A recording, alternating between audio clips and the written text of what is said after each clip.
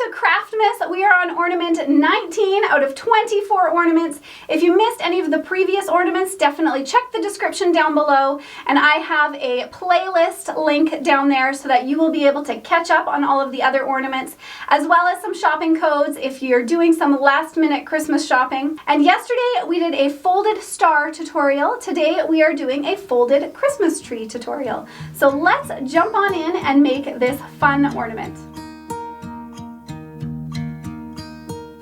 Should old acquaintance be forgot and never brought to mind? Should old acquaintance be forgot and days of old lang syne? For old lang syne, my dear, for old lang syne, we'll talk a cup of kindness yet for days of old lang syne. And here's a hand, my trusty friend, and here's a hand of thine.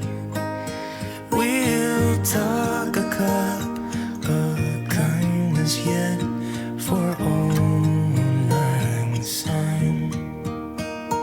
For old lang syne, my dear, for old lang syne, we'll talk a cup of kindness yet for old lang syne.